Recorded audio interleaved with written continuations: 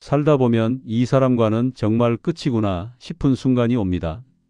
한때는 세상에 둘도 없는 벗이었지만 이제는 얼굴조차 보고 싶지 않은 사람이 되었을 수도 있습니다. 평생을 기댔던 가족에게서 가장 큰 상처를 받고 마음의 문을 닫아버린 분도 계실 겁니다. 하지만 이상하지 않으신가요? 그토록 바라던 대로 인연을 끊어냈는데 왜 마음은 더 불편하고 찜찜한 것일까요?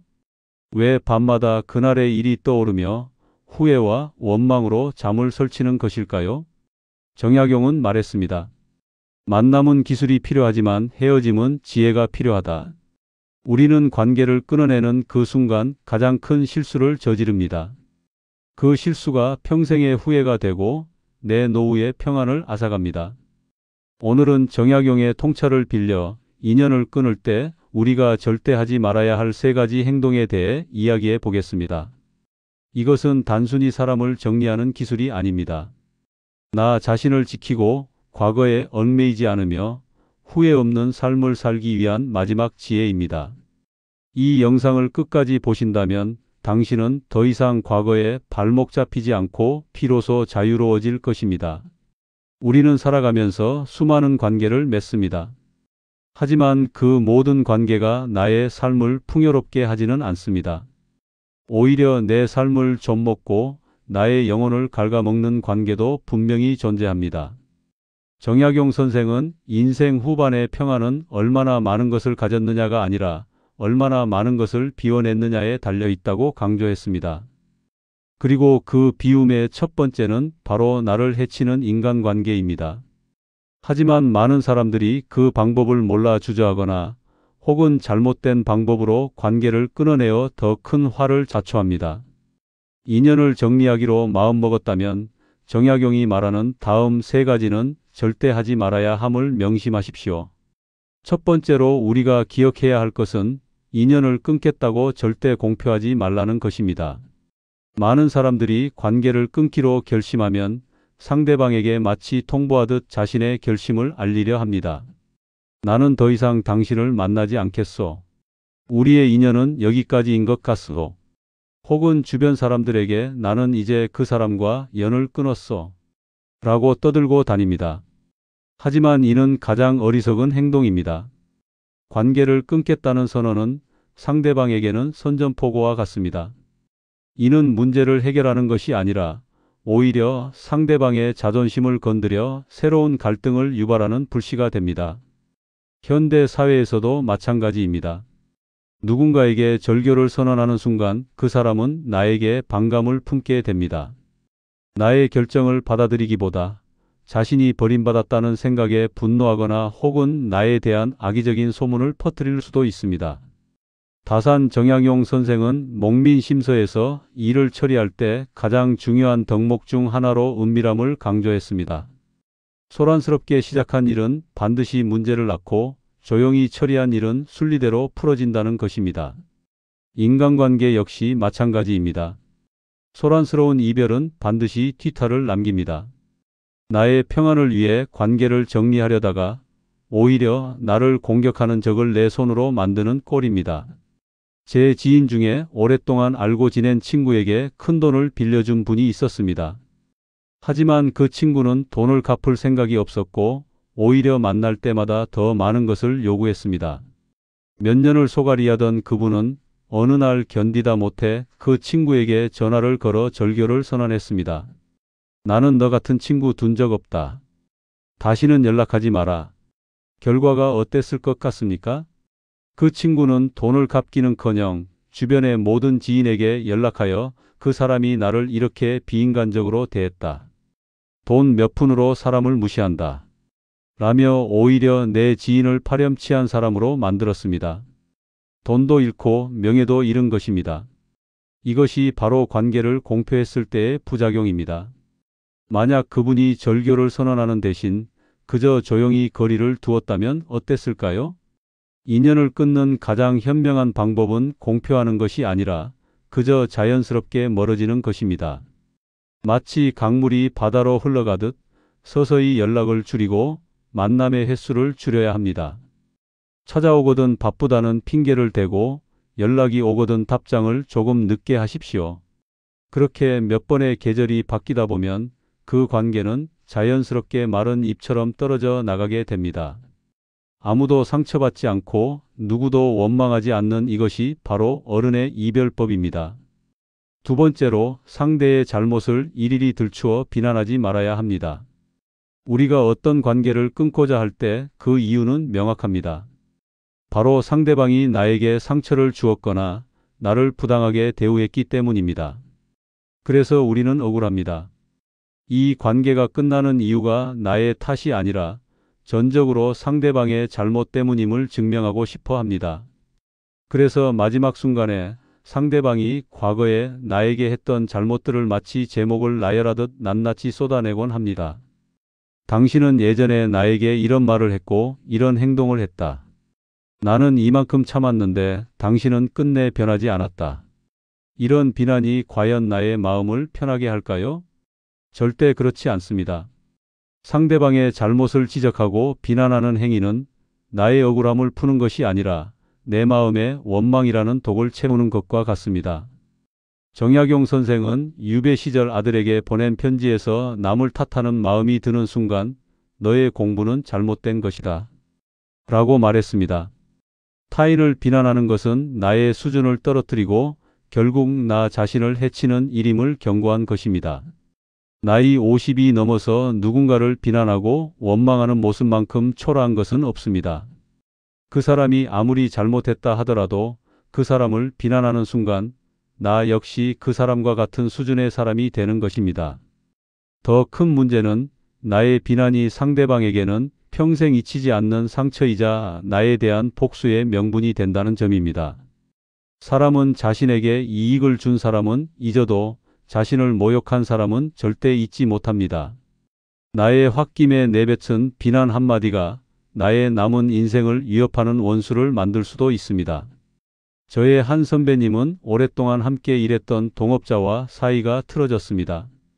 동업자는 약속했던 수익 배분을 차일피일 미루었고 선배님의 공을 가로채기까지 했습니다.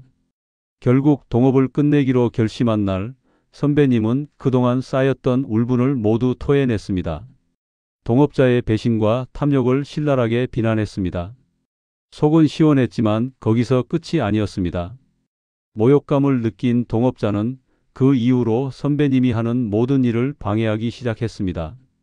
거래처에 악의적인 소문을 내고 선배님의 평판을 깎아내렸습니다. 선배님은 그 동업자와 헤어지고 나서 수년간을 더 고통받아야 했습니다. 그날 비난 대신 침묵을 택했더라면 어땠을까 두고두고 후회하셨습니다. 인연을 끊을 때 우리는 판사가 되어서는 안 됩니다.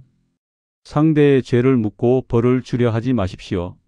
우리는 그저 그 관계에서 벗어나 나의 평안을 되찾으려는 사람일 뿐입니다. 상대의 잘못을 굳이 입에 담지 마십시오. 그저 속으로 그 사람은 그럴 만한 사정이 있었겠지 혹은 그 사람의 그릇은 그 정도이겠지라고 생각하며 마음속으로 그 관계를 놓아주어야 합니다.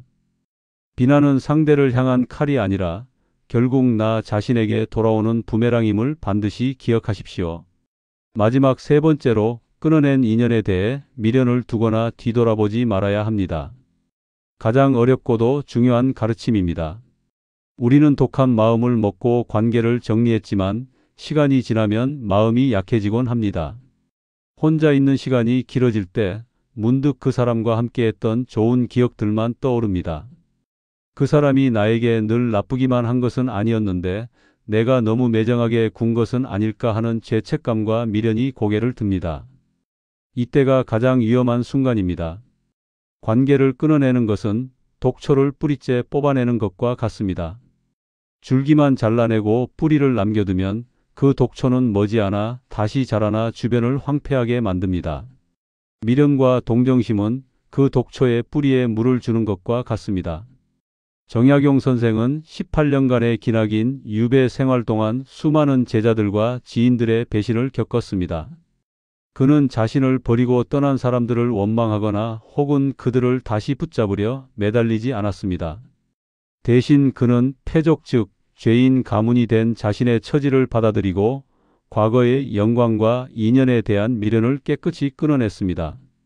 그리고 오직 지금 이 순간 자신이 할 수 있는 일인 학문과 저술에만 몰두했습니다. 그 결과 탄생한 것이 바로 500권이 넘는 다산의 위대한 저작들입니다. 만약 정약용이 과거의 인연에 미련을 두고 자신을 버린 이들을 원망하며 시간을 보냈다면 오늘날 우리가 기억하는 다산은 없었을 것입니다. 현실에서도 마찬가지입니다. 분명 나에게 해가 되어 끊어낸 관계인데 상대방이 불쌍한 모습으로 다시 연락을 해오면 마음이 흔들리는 분들이 많습니다. 얼마 전 상담을 요청한 한 60대 여성분은 만날 때마다 돈을 빌려가고 자식들 험담을 일삼던 오랜 친구를 큰 결심 끝에 멀리했습니다. 그런데 몇 달 뒤 그 친구가 몸이 아프다는 소식을 전해왔습니다. 내가 너밖에 없다. 마지막으로 한 번만 도와달라. 그 말에 마음이 약해진 여성분은 다시 그 친구를 받아주었고 결국 또 한 번 금전적인 손해와 마음의 상처를 입고 말았습니다. 한 번 끊어내기로 결심했다면 뒤돌아보지 마십시오. 그것은 냉정함이 아니라 나 자신을 지키기 위한 결단입니다. 나의 동정심이나 죄책감 때문에 다시 받아들인 관계는 결코 예전처럼 회복될 수 없습니다. 오히려 이전보다 더 큰 상처와 후회만을 남길 뿐입니다. 끊어낸 인연의 안부를 궁금해하지 마십시오. 그 사람의 소셜 미디어를 찾아보거나 주변 사람들에게 근황을 묻지 마십시오. 그것은 내 상처를 다시 덧나게 하는 행동입니다. 대신 그 시간에 지금 내 곁에 있는 소중한 사람들, 나를 아껴주는 가족이나 진정한 친구들에게 더 많은 시간과 마음을 쏟으십시오. 새로운 인연을 만드는 것보다 남아있는 좋은 인연을 지키는 것이 노후의 평안을 위한 더 큰 지혜입니다. 오늘 우리는 정약용의 지혜를 빌려 인연을 끊어낼 때 절대 하지 말아야 할 3가지에 대해 이야기했습니다. 첫째, 소란스럽게 공표하지 말고 조용히 멀어질 것. 둘째, 상대의 잘못을 비난하여 원수를 만들지 말 것. 셋째, 미련을 두고 뒤돌아보아 스스로를 상처 입히지 말 것. 이 3가지 금기를 지키는 것은 상대방을 위한 배려가 아닙니다. 이것은 나의 남은 인생을 평안하게 지키고 나의 품격을 스스로 세우는 가장 중요한 자기보호의 기술입니다. 나이 50이 넘으면 내 삶이라는 그릇에 모든 것을 담을 수 없습니다. 좋은 것을 채우기에도 시간이 부족합니다. 나를 괴롭히고 병들게 하는 것들을 과감히 비워내는 용기가 필요합니다. 다산 정약용 선생은 강진 유배지에서 세상의 모든 인연이 끊겼을 때 비로소 자신에게 오롯이 집중할 수 있었습니다. 그는 원망 대신 붓을 들었고 절망 대신 학문을 택했습니다. 관계를 정리하는 것은 끝이 아니라 진정한 나 자신으로 돌아오는 새로운 시작입니다. 부디 오늘 들으신 다산의 지혜가 여러분의 마음을 어지럽히는 관계들을 정리하는 데 작은 등불이 되기를 바랍니다. 여러분의 남은 날들이 불필요한 관계에 흔들리지 않고 오직 스스로의 평안과 행복으로만 가득 채워지기를 진심으로 기원합니다. 오늘의 이야기는 여기까지입니다. 끝까지 시청해 주신 여러분 진심으로 감사합니다. 영상을 보시다가 생각나는 것이 있으시면 댓글로 남겨주세요. 저희 채널은 앞으로도 당신의 삶에 빛이 되는 소중한 한마디를 전해드리겠습니다. 마지막으로 구독과 좋아요, 마음을 나눠주세요. 감사합니다.